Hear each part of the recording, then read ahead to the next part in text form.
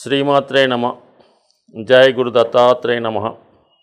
ఈ వీడియోలో మనం జూలై 16వ తారీఖు నుంచి 31వ తారీఖు మధ్యలో జరగబోయే పక్ష ఫలితాలు ఏ విధంగా ఉంటాయో తెలుసుకునే ప్రయత్నం చేద్దాం. ముందుగా ఈ రాబోయే 15 రోజుల్లో గ్రహ సంచారం ఏ విధంగా ఉండబోతుంది అని పరిశీలించినప్పుడు మరి పక్ష ప్రారంభంలోనే రవి భగవానుడు కర్కాటక రాశిలోకి ప్రవేశిస్తున్నాడు 16వ తారీఖు జూలై నెలలో. మరి ఇది మనకి దక్షిణాయనం ప్రారంభం అవుతుంది. సో ఇది ఒక విధంగా రవి యొక్క తన దిక్కు మార్చుకొని మరి వేరే దక్షిణాయనం అంతా కూడా ఈ విధంగా ఈ రాబోయే 6 రాశుల్లో కూడా ప్రయాణించడం జరుగుతూ ఉంటుంది. రేపు మళ్ళా జనవరి 15-16లో వచ్చే ఉత్తరాయణం వరకు కూడా రవి దక్షిణాయనంలో సంచరిస్తుంటాడు. ఇది స్త్రీ దేవత ఆరాధనకి చాలా అనుకూలమైనటువంటి సమయం. అలాగే మరి యాజిటీజ్గా కుజగ్రహం గురుగ్రహం కలిసి వృషభ రాశిలో సంచరిస్తున్నారు. ఈ రెండు మిత్రగ్రహాలు అవటం వల్ల మరి వృషభ రాశికి సంబంధించినటువంటి ధనభావం కాబట్టి మరి ధనం యొక్క రొటేషన్ ఎక్కువగా పెరగడం జరుగుతూ ఉంటుంది. ప్రజలకి ఎక్కువగా ఖర్చు పెట్టే శక్తి కలిగే అవకాశం ఉంటుంది. అలాగే ఇంచుమించుగా ఈ 16వ తారీఖు నుంచి 31 వరకు కూడా రవి శుక్రులు ఇద్దరు కూడా కర్కాటక రాశి అందే సంచరించడం జరుగుతూ ఉంటుంది. సో ఈ విధంగా శుక్రుడు రవి కలిసి సంచరించడం అనేది ఒక విధంగా ఇది కూడా స్త్రీలకి హోదా పెరుగుతుంది, గౌరవప్రదమైన స్థితి రావడం జరుగుతూ ఉంటుంది. బుధుడు ఇంచుమించుగా మనకి జూలై 19వ తారీఖున సింహరాశిలో ప్రవేశిస్తాడు. సో అలాగే కేతువు కన్యారాశిలో సంచరిస్తూ హస్తా నక్షత్రం మీదకి రావడం జరిగింది. ముఖ్యంగా మరి శని భగవానుడు వక్రగమనంలో కుంభరాశిలో స్వక్షేత్రంలో సంచరిస్తూ తన యొక్క బలాన్ని ఇంకా గట్టిగా పెంచుకోవడం జరిగింది. ఇది కొన్ని రాశుల వారికి అనుకూలంగాను మరికొంతమందికి ప్రతికూలంగా ఉండే అవకాశాలు ఎక్కువగా ఉంటాయి. ఇక రాహు మీనరాశిలో సంచరిస్తూ మరి ఉత్తరాభాద్ర నక్షత్రం మీదకి రావడం జరిగింది. అది కూడా శనికి సంబంధించిన నక్షత్రం అవడం వల్ల మరి ఈ గ్రహాల కలయిక శని భగవానుడు అత్యంత బలవంతుడై ఉండడం వల్ల మరి ఈ మొత్తం మీద దేశంలో ఉద్యోగ వనరులు ఎక్కువగా పెరిగే అవకాశం ఉంది. పారిశ్రామిక రంగం అనుకూలంగా ఉంటుంది. అనేక ఉద్యోగాలు కొత్తగా రావడం వల్ల నిరుద్యోగ సమస్య చాలా వరకు పోయే అవకాశాలు ఎక్కువగా ఉంటాయి. అలాగే మరి ఈ బుధ శనిల యొక్క సమసప్తక స్థితి ఒక విధంగా నూతన వ్యాపార ప్రారంభాలు వ్యాపారాలు బాగా ఎక్కువగా జరిగే అవకాశం ఉంటుంది. ముఖ్యంగా గురువు రోహిణి నక్షత్రం మీద సంచరించడం, కేతువు హస్తా నక్షత్రం మీద సంచరించడం వల్ల మరి ఎక్కువగా దేవాలయాలు చాలా రద్దీతో కూడుకొని ఉంటాయి. ఎక్కువ మంది భక్తులు సమీపంలో ఉన్నటువంటి దేవాలయాలు కానీ దూర ప్రాంతంలో ఉన్నటువంటి దేవాలయాలు కానీ సందర్శిస్తూ ఉంటారు. దేవాలయాల యొక్క ఆదాయం పెరుగుతుంది. అక్కడ పుణ్య కార్యక్రమాలు భక్తి కార్యక్రమాలు కూడా ఎక్కువగా జరుగుతుంటాయి. అలాగే ప్రజలు కూడా చాలా నమ్మకంతో భగవంతుణ్ణి అలాగే దేవతల్ని ఆరాధించడం వల్ల వాళ్ళకి కూడా తగు విధమైనటువంటి ఫలితం రావడం జరుగుతుంది. అటు మానసిక ఆనందంతో పాటు అందరికీ మంచి ఆరోగ్యం కూడా సమకూరే అవకాశం ఉంది. సో ఏదైనప్పుడు కూడా మరి గ్రహస్థితి చాలా వరకు అనుకూలంగానే ఉంది రాబోయే 15 రోజుల్లో. మరి ఇక మనకి జరిగేది కూడా మరి దక్షిణాయనంలో ఇది ఆషాఢ మాసం కాబట్టి చాలా వరకు ఈ మాసంలో ఎక్కువగా వర్షాలు పడడం, అలాగే అన్ని ప్రాంతాలు పల్లె ప్రాంతాలు సస్యశ్యామలంగా జల కళతో కలకలలాడే అవకాశం ఉంటుంది. జూలై 16 నుంచి 31వ తారీఖు మధ్యలో కన్యారాశికి జరగబోయే పక్ష ఫలితాలు పరిశీలించే ప్రయత్నంలో మరి ఈ పక్ష ప్రారంభంలో మరి లాభస్థానంలో శుక్ర రవి ఉండగా ఈ వారం ప్రారంభమైంది. అలాగే ఇంచుమించుగా మీకు జూలై 19 వరకు కూడా రాష్ట్రాధిపతి బుధుడు 11వ స్థానంలో సంచరిస్తూ ఉంటాడు. ఇది ఒక విధంగా జాతకుడికి ఒక ఆర్థికపరమైనటువంటి లాభాన్ని కలిగించే అవకాశం ఉంది. అంటే బుధుడు 11లో ఉండడం వల్ల జాతకుడు వ్యక్తిగత సామర్థ్యంతో వృత్తి ద్వారా ఖచ్చితంగా తాను చేపట్టిన కార్యక్రమాలు విజయవంతం చేస్తాడు. అలాగే ధన సంపాదన కూడా అనుకూలంగా ఉండే అవకాశం ఉంది. అయితే జూలై 19 తర్వాత బుధుడు 12వ స్థానంలోకి వస్తాడు. అంటే దశమాధిపతిగా ఉన్నటువంటి బుధుడు 12లోకి రావడం వల్ల, లగ్నాధిపతి కూడా అవడం వల్ల ఖచ్చితంగా జాతకుడు వృత్తిరీత్యా దూర ప్రాంతం వెళ్ళడం కానీ, వృత్తి మారే ప్రయత్నం కానీ చేయవలసి రావచ్చు. లేదంటే కొన్ని సందర్భాల్లో టెంపరీగా వృత్తికి సెలవు పెట్టవలసి కూడా రావచ్చు. లేదా జాతకుడు అదనపు బాధ్యతలు మోయవలసి ఉంటుంది. అలాగే మరి వ్యాపార అభివృద్ధి కొరకు, అంటే చిన్న చిన్న వ్యాపారస్తులు ఎవరన్నా ఉంటే వాళ్ళ వ్యాపార అభివృద్ధి కొరకు ధనాన్ని కొంత ఇన్వెస్ట్ చేయడం, కొత్త స్టాకు తెప్పించడం, కొంత పెట్టుబడి పెట్టడం జరుగుతూ ఉంటుంది.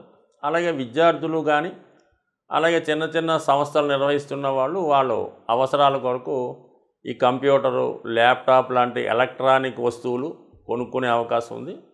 సో అలాగే మరి విద్యార్థులకైతే కంపల్సరీగా వాళ్ళకి కావాల్సినటువంటి బుక్స్ వగైరా వగైరా కొరకు ఎక్కువ ధనాన్ని ఖర్చు పెట్టడం కామన్గా ఈ పక్షంలో జరిగే మార్పు. అయితే లాభస్థానంలో రవి ఉండడం వల్ల జాతకుడికి ప్రభుత్వ ధనం వచ్చే అవకాశం ఉంది. ప్రభుత్వ పథకం ద్వారా కానీ, ప్రభుత్వ రుణం ద్వారా కానీ, విద్యార్థులకైతే స్కాలర్షిప్ ద్వారా కానీ ఏదో విధంగా ప్రభుత్వ సహకారం అందుతుంది. అలాగే తండ్రి గారు, తండ్రి సమానుల వ్యక్తుల ద్వారా మీకు సలహా కానీ సహకారం కానీ లభించే అవకాశం ఉన్నది.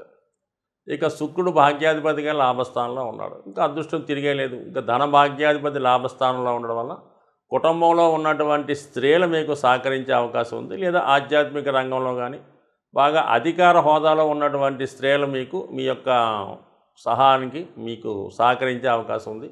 అది విద్యార్థులైనా అవ్వచ్చు, వ్యాపారస్తులైనా అవ్వచ్చు, మామూలుగా కుటుంబీకులైనా అవ్వచ్చు. ఎవరికన్నా సరే ఖచ్చితంగా శుక్రుడు లాభస్థానంలో ఉండడం వల్ల ఇంచుమించుగా ఈ నెలాఖరు లోపల ఏదో ఒక సహకారం మీకు మరి అదృష్ట రూపంలో వరించే అవకాశం ఉంది. అది భగవంతుని యొక్క అదృష్టం వల్ల కూడా కావచ్చు. అంటే భాగ్యాధిపతి శుక్రుడు, ఆ శుక్రుడు లాభస్థానంలో ఉండడం వల్ల ఏదైనా అమ్మవారి అనుగ్రహంతో మీకు కొంత పదవి రావడం కానీ, ఏదో ఒక ఆదాయ వనరులు ఏర్పడడం కానీ, లేదంటే మీ కుటుంబంలో ఒకరికి అదృష్టం కలిసి వచ్చి ఉద్యోగం రావడం కానీ, ఏదో ఒక శుభం మీకు ఈ రాబోయే 15 రోజుల్లో అదృష్టవంతంగా కలిసే అవకాశం ఉన్నది. అలాగే జాతకుడు కూడా రాశిలో కేతు ఉండడం వల్ల ఏదో ఒక విషయం మీద విపరీతమైనటువంటి అభిమానాన్ని, భక్తిని పెంచుకుంటూ ఉంటాడు. ఎక్కువగా మరి కేతు రాశిలో ఉన్నాడు. జాతకుడు వైరాగ్యంతో ఏదో ఒకటి గట్టి నమ్మకం పెట్టుకుంటాడు.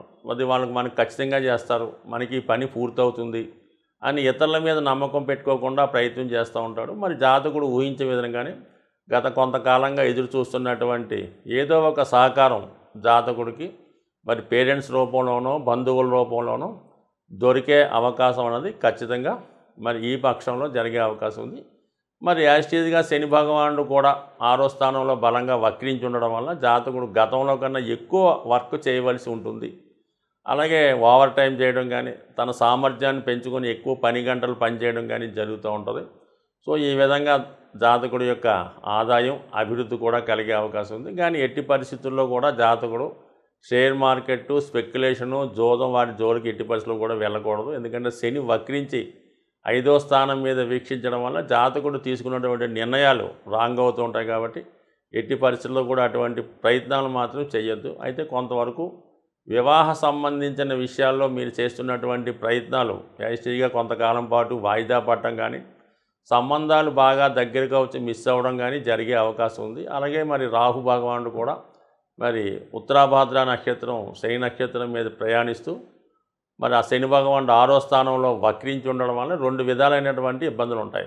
ఒకటేమో మరి ఏదైనా ప్రేమ వ్యవహారంలో ఉన్న వాళ్ళకి లవ్ ఫెయిల్యూర్స్ రావడం, మనస్పర్ధలు రావడం జరిగే అవకాశం ఉంది. అలాగే భార్యాభర్తల మధ్య విభేదాలు కానీ, ఎడబాటు కానీ వచ్చే అవకాశం ఉంది. కొన్ని సందర్భాల్లో భార్యకి వేరే చోటు ఉద్యోగం రావడం కానీ, భర్తకి వేరే చోట ఉద్యోగంలో ఇలా వృత్తిపరంగా కూడా ఫిజికల్గా దూరం అయ్యే అవకాశం ఉంటుంది. సో ఏదైనప్పుడు కూడా భార్యాభర్తల విషయంలో కానీ ప్రేమికుల విషయంలో కానీ ఏదైనా అవగాహన లోపం ఉన్నప్పుడు పరస్పరం ఒకరినొకరు ఎదురెదురుగా మాట్లాడుకోవడం మంచిది తప్ప మధ్యవర్తులు ఇతరుల మాటలు మీరు నమ్మడం వల్ల వినడం వల్ల ఉన్న బంధం విడిపోయే అవకాశం ఉంది. కాబట్టి ఖచ్చితంగా మనస్పర్ధలు పెంచుకోకుండా మరి సామరస్యంగా ఒకరినొకరు మాట్లాడుకొని పరిష్కరించుకుంటే ఎంత గొప్ప సమస్య అయినా పరిష్కారం అయ్యే అవకాశం ఉంది. మరి ముఖ్యంగా ఈ పక్షంలో వస్తున్నటువంటి పండగలు అంటే ఇవి కేవలం పండగలే కాకుండా ఇవి జాతకుని యొక్క రెగ్యులర్గా వస్తున్నటువంటి సమస్యల నుంచి బయటపడే విధంగా ప్రతీ నెల కొన్ని వస్తుంటాయి. అందులో మహాశివరాత్రి, సంకష్టార చతుర్థి, ఏకాదశులు ఇవన్నీ ప్రతీ నెల వస్తుంటాయి. అయితే ఇప్పుడు ఈ నెలలో ప్రత్యేకంగా మనకి జూలై 21వ తారీఖున గురు పౌర్ణమి రాబోతుంది. అంటే ఇది కేవలం గురువు యొక్క అనుగ్రహం కోసం, అంటే గురువుల యొక్క అనుగ్రహం కోసం ఆ రోజు మీకు ఇష్టమైనటువంటి గురువు దేవాలయాన్ని దర్శించుకోండి. అలా కాకుండా మీకు ఎవరైతే విద్య నేర్పారో లేదా పని నేర్పారో లేదా బ్రతుకు తెరువు కోసం మీకు ఒక మార్గాన్ని చూపించారో వాళ్ళ దగ్గరికి దర్శించి తగు విధంగా వాళ్ళకి ఏదన్నా ఫలమో పుష్పమో మీకు వీలుంటే వాళ్ళకి బట్టలు ఇవ్వడమో ఆ విధంగా ఈ గురు పౌర్ణమి రోజు చేయడం వల్ల, అలాగే మీరు దాంతోపాటు కూడా ఒక దేవాలయం దర్శించి విధి విధానంగా ఆ రోజు నియమంగా ఉండడం వల్ల గురువు యొక్క అనుగ్రహం, అంటే గురువు దత్తాత్రేయ స్వరూపం. అటువంటి దత్తాత్రేయుడు తలుచుకుంటే ఏదన్నా చేయగలరు. అది గురువు రూపంలో మీకు లభించడం జరుగుతూ ఉంటుంది. అంటే గురు పౌర్ణమి రోజు ఆ గురువుని సేవించడం వల్ల ఖచ్చితంగా మీకు ఆ దత్తుని అనుగ్రహం వల్ల ధనం, ఆరోగ్యం, ఐశ్వర్యం ఇవన్నీ కూడా లభించే అవకాశం ఉంది. అంటే గురువు ఖచ్చితంగా తను సత్కరించిన వాళ్ళను, తన శిష్యులను మంచి మనసుతో ఆశీర్వదించినప్పుడు ఖచ్చితంగా అది మీకు జరుగుతూ ఉంటుంది. అయితే గురువు మంచివాడా, చెడ్డవాడా, మందు తాగుతాడా, సిగరెట్ కాలుతాడా, ఇవన్నీ మీరు పట్టించుకోకండి. కేవలం మీరు గురువుని మాత్రమే చూడండి. ఆ గురువుని గురువుగా సత్కరిస్తే కంపల్సరీగా మీకు ఒక మంచి మార్గం కలిగి న్యాయమైన బద్ధంలో మీరు అభివృద్ధి చెందే అవకాశం ఉంటుంది. అలాగే మరి ఇదే నెల 24వ తారీఖున సంకష్టహర చతుర్థి, అంటే సాధారణంగా పౌర్ణమి వెళ్ళిన 4వ రోజు వస్తుంటుంది కదా, మరి అది విఘ్నేశ్వరుడు సంబంధించినది. అలాగే జ్యోతిష్ శాస్త్రాన్ని ఎవరైతే సంపూర్ణంగా నమ్ముతారో, మరి జ్యోతిష్ శాస్త్రం మొత్తం ఈ పార్వతీ పరమేశ్వరుల అనుగ్రహంతో ఈ మానవాళికి లభించడం జరిగింది. వాళ్ళు మాట్లాడుకున్నటువంటి మాటలే నందీశ్వరుడు ద్వారా ఋషులు తెలుసుకొని ఈ శాస్త్రాన్ని రాయడం జరిగింది. అటువంటి శాస్త్రాల మీద, నవగ్రహాల మీద విఘ్నేశ్వరుడికి ఆధిపత్యం ఇవ్వడం జరిగింది. ప్రతి పనికి మనం ముందు వినాయకుడిని పూజించి ప్రారంభించుకుంటే ఓకే, కానీ ప్రతి పనికి అలా చేయలేం. కాబట్టి ఎవరైతే ప్రతి పనిలో ఇబ్బంది పడుతున్నారో, అభివృద్ధి ఆగిపోయిందో, ఆర్థిక పరంగా ఇబ్బంది పడుతున్నారో, ఉద్యోగపరంగా నష్టపోతున్నారో వాళ్ళందరూ కూడా సంకష్టహర చతుర్థి విధి విధానంగా చేసుకోవడం వల్ల, దగ్గరలో ఉన్నటువంటి దేవాలయంలో దర్శించి ఆ వినాయకుడికి పూజ చేసుకోవడం వల్ల జరుగుతుంది. ముఖ్యంగా ఇప్పుడు ఇది కేతువు కన్యా రాశిలో ఉన్నాడు. అంటే ఏదన్నా కన్యా మిథున రాశుల్లో కేతువు కానీ కుజుడు కానీ ఉన్నప్పుడు వారి జన్మజాతకంలో ఖచ్చితంగా ప్రతి పని మధ్యలో అయిపోతుంటుంది. అటువంటి వాళ్ళు ఈ విఘ్నేశ్వరుని సంకష్టాల చతుర్థి రోజు పూజ చేయడం వల్ల వారి అడ్డంకులు తొలగి ప్రతి పని మరి ఏ అడ్డంకి లేకుండా ముందుకెళ్ళే అవకాశం ఉంటుంది. ఈ విధంగా మీరు ఈ నెలలో వచ్చే పర్వదినాలు పాటించి మరి ఆ దైవ కృపకి, అనుగ్రహానికి పాత్రులు అవుతారని ఆశిస్తూ జై శ్రీమన్నారాయణ.